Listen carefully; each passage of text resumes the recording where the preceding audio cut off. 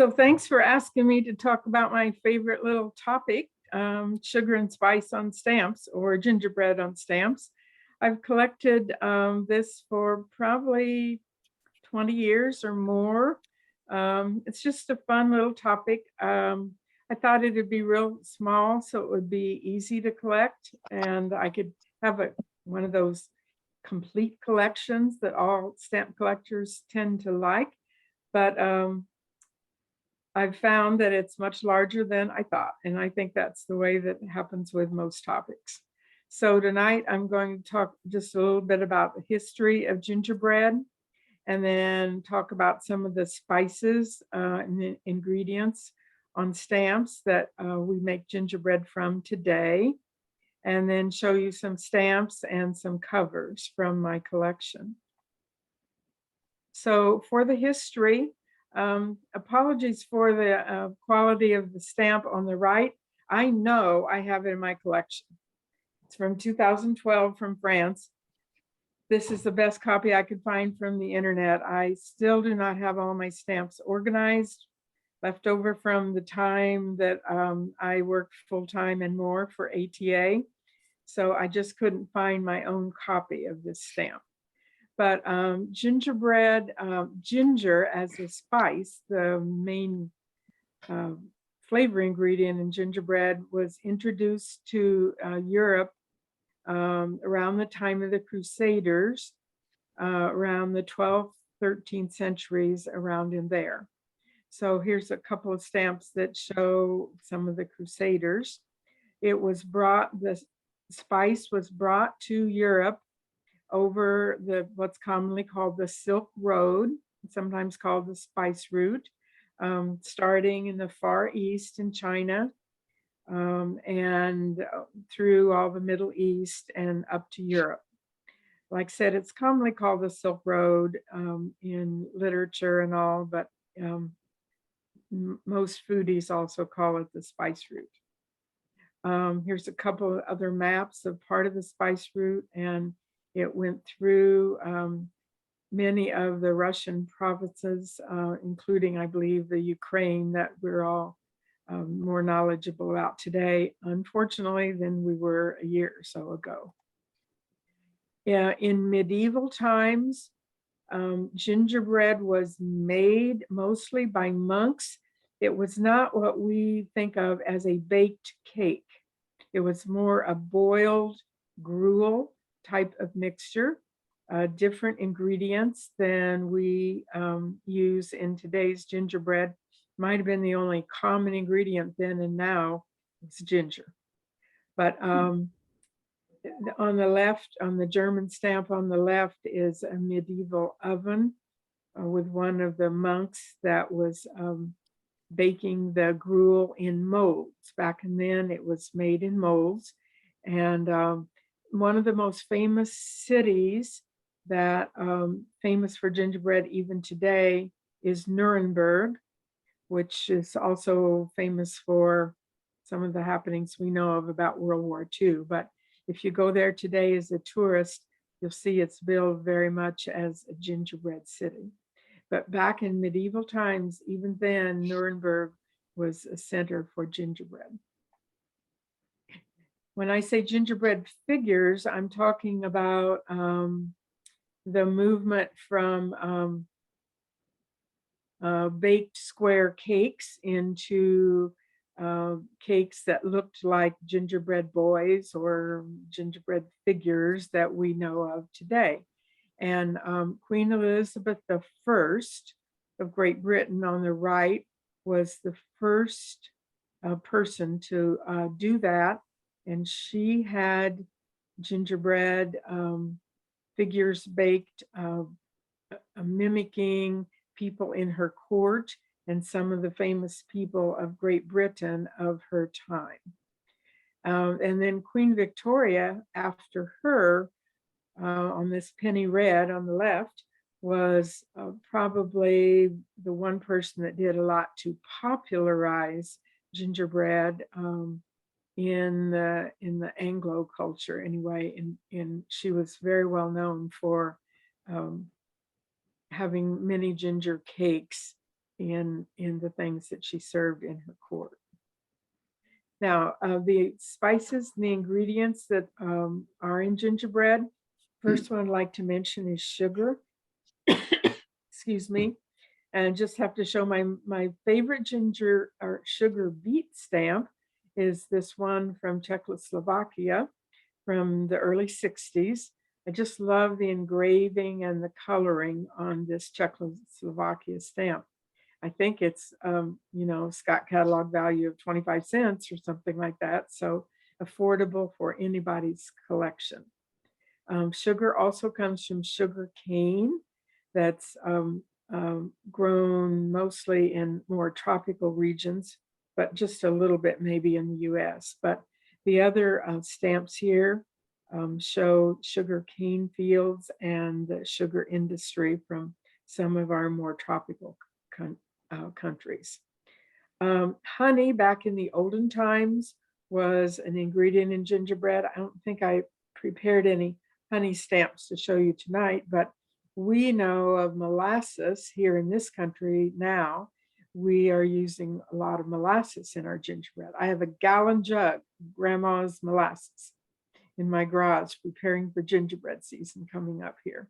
But a couple of photos at the bottom showing their stamps from Colombia and showing the making of molasses as the sugar cane syrup is boiled down to make molasses. And the train stamp on the top here is transporting molasses by rail. That's happening in Guyana. So you see there are many cross topics to when you collect a mini topic like gingerbread. There's many other topics like railroads on stamps that kind of cross paths with the little topic that you're collecting. So about ginger, it was one of the very, very early spices that again was brought from the Far East to Europe. It's grown in many, many countries today, but at that time it was known to grow only in Asia. Ginger was named by Linné, who was the famous Swedish botanist. We know him as Carl Linnaeus here in this country. So if you remember from high school biology, much of the Latin nomenclature in biology was invented or charted, I guess you'd say, by Linnaeus. So a couple stamps from Sweden showing him. And the lower right stamp is from Hammarby, which is Linnaeus's home in Sweden that is still open to the public today. So Linnaeus was very important in the naming of ginger, but he came much after the time when it was actually used as a spice all over the world. So this is what ginger looks like, this stamp from St. Vincent when it's growing. We tend to think of it as the ginger root that we see in our grocery stores, etc. So the other two stamps here show it more in the root format. It's a very, very pungent spice, as we all know, if we've ever tried to eat ginger root, even if it is just grated fresh or even if it is preserved in sugar, it's still very pungent. Today, Jamaica is the the country in our world who exports the most ginger, but there are about 1,400 varieties, some more pungent than others, grown worldwide. But the biggest commercial source is from Jamaica. In our country, I think it also comes from Thailand and perhaps from China. Another spice that we tend to use in gingerbread in this country is cinnamon. So all three of these stamps show the spice of cinnamon in the form of sticks. rather than ground like most cinnamon that we in the US tend to use more in our daily life. This is another very popular spice worldwide, and there's probably more cinnamon on stamps, I think, than almost any other spice or herb. By the way, the ATA has a checklist of spices and herbs on stamps. So if you're interested in this type of thing, that's a good place to check to get ideas of the kinds of stamps that have come out on all different spices and herbs. Nutmeg is another ingredient that many of us put in our gingerbread, either our cookies or our cakes. Nutmeg is a sort of a seed pod. Here on the lower right stamp from Mayat, we see on the left is a nutmeg pod. On the right is a nutmeg pod encased by a sort of overlay or leaf type of substance. And that is actually the spice called mace. So the reddish part here is the mace. The dark brown part under it is the nutmeg. So this is the only, I believe the only substance in the world where we get two of our spices from the very same plant. Another very common spice that we Americans put in our gingerbread is cloves. Probably provides the second strongest scent to our gingerbread. Most of us know cloves as a powder, but we might also know them in their kind of whole form. And all three of these stamps from around the world are showing cloves in what we call whole cloves. Cloves are popular in many parts of the world, especially in India. It's very used in a lot of Indian cooking. It's quite pungent. So I promised to show you just a few of the stamps in my collection. The first US stamp that I know of showing gingerbread is the one on the left from 1973. And there was a little gingerbread boy in the middle of that Christmas tree. And then 6 years later, US put out this Ginger Santa stamp. And then it was quite a while before another one came out. And I think there's maybe some small controversy as to whether this gingerbread boy on the right at the top, or whether the cookie boy, the cookie elf, is gingerbread or chocolate. But I choose to call it gingerbread because after all, it is a Christmas stamp, and gingerbread is the most popular around Christmas time. But I don't know if the post office ever totally resolved that issue or not. There was a lot of talk at the time as to whether that was gingerbread or chocolate on that stamp. And then this one, no controversy about. This was truly a gingerbread boy on stamps in 2009, one of the set of 4 stamps that we see on the right here. And I'm showing you both versions of the stamp, the self-adhesive slash booklet stamp, I should say, on the left. They're both self-adhesive. So the booklet stamp on the left and the smaller one on the right was part of the little self-adhesive sheets that were issued from vending machines. So anytime you run across the stamps in these sets, you always want to especially look for the smaller of the two stamps that were issued, because they're much less common. Then in 2013, we had the gingerbread houses stamps, and the houses are kind of identified by the color of their doors, usually 4 different colors. Gingerbread houses kind of came about in Germany as a result of a Grimm's fairy tale. And that was the first place that we know of that gingerbread houses were popularized by the Hansel and Gretel stories and so forth. Then here's some not quite so common stamps from the US. In 2017, the CVP, or computer vended postage, came out with these cookies. And the one in the back right sure kind of looks like a gingerbread snowman to me, but I don't know if it truly is. But sometimes we collectors can call something for what it is. Anyway, it looks like a gingerbread snowman to me, so that's what I'm calling it.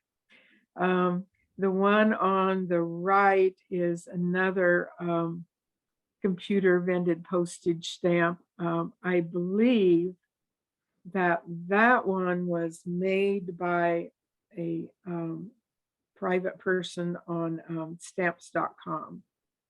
I have only one of that, and I don't know the origin, but I believe it was done by an individual. The one on the bottom, I know who did that. That was me. That was I make hundreds of gingerbread cookies each Christmas, and that was one of my creations back when I was doing them for church cookie walk event. I made gingerbread cookies that look like that. So I sent one in and had it made at Zazzle.com. Those types of stamps, these last two I mentioned, I believe I'm right in saying this, are no longer, I do not think we can create stamps like that kind of personalized stamp any longer in the US. Somebody will correct me, I hope, if I'm wrong on that. So stamp cancellations are another source of fun for topical collectors. In Kentucky, Hinman, Kentucky, each year there's a gingerbread festival each fall, and it's a pretty big deal. They have their own logos and everything, and they put it on for quite a number of years now. I do not believe they're doing their gingerbread cancellations anymore, and I'm pretty far from complete on getting one of every year that they put them out, but it's always something that I like to look for in dealer boxes and so forth. So here's 3 different examples of the Knott County Gingerbread Festival station in Hinman, Kentucky. Here's some international stamps. Gingerbread's popular in other countries too. These stamps from Canada about 10 years ago were a real favorite. They're really small. If you've never seen them, sorry, if you've never seen them for real, the stamps themselves are quite tiny. I don't even think they're an inch tall. But when you blow them up and see them on a screen like this, they're much more fun, of course. And stamps, gingerbread stamps are found in lots of different countries all around the world, from all the continents, I do believe. The first one from Austria, gingerbread on the Christmas tree, is kind of near the center bottom. It's one of these kind of fine Waldo type stamps where you have to look pretty hard to find it, but the little gingerbread boy is there. I really do like this as a gingerbread collector, the top middle one, because in the Cayman Islands, they took starfish and dressed them up like gingerbread boys and are having them sing a popular Christmas hymn. It's just kind of quirky to me that they put all that together and used it for their Christmas stamp one year. And there are actually 2 different versions of that stamp, a smaller one and a larger one. There's even a macaque monkey from Gibraltar. You know, you may have heard of the monkeys that live on the Rock of Gibraltar that like to torment the tourists, etc., and the local people. So there's such a well-known tourist attraction that Gibraltar even made what I call a gingerbread monkey. Might be a little bit of a stretch, but anyway, he was sitting on top of the cupcake. And the Scandinavian countries are one of the largest sources of gingerbread on stamps. The there's one here from Eastern Europe, from Serbia, and one from Estonia, which is right up by Scandinavia, but lots and lots of from Eastern Europe and Scandinavia. It's still a very popular tradition there. Now for some covers. Dave Bennett, some of you probably know from Cachet Tunes fame. Dave, I believe, was a cartoonist for Disney, and he's brought his own special brand of cachet making through the cartoon medium. So he did this one for the Holiday Cookies issue of 2005. One of my favorite fun covers. Fred Collins of Collins Cachets has done several stamps with gingerbread on them. This one had the gingerbread boy on the stamp, and then pictures some elves baking gingerbread boys in the kitchen. Another one from Fred Collins for a different Christmas stamp issue. This one showed a gingerbread house and its accompanying family, even a ginger dog, I guess. Denise Lazaroff, she does Little Laz cachets.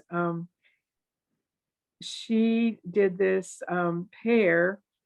I did them at kind of actual size, so you can see the bottom one is a 6 3/4 common cachet type of envelope, and then she did the matching one in her Little Laz series, which is just a very tiny little envelope, and she used the smaller one, the smaller self-adhesive sheet stamp on the small envelope, and then the larger stamp on the other one.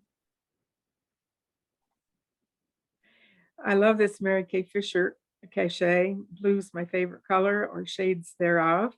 And I really like the watercolor design that she did on this cachet. This one, I don't think I have scanned quite as clearly as I'd like, but I think you can see it okay. Doris Gold, who was very well-known cachet maker, who just passed away earlier this year, did a whole series of round the world Christmas stamps. And I was lucky enough to get one that she did out of her series. And this one is showing her imagination of elves in Finland while they were making gingerbread. And this one, Bob Emmerich of Emmerich Cachets made this one for me. It's kind of one of a kind, and so I do like that one just for its bright colors, and it's probably the only one of a kind cachet I actually own. So thank you for sharing gingerbread with me.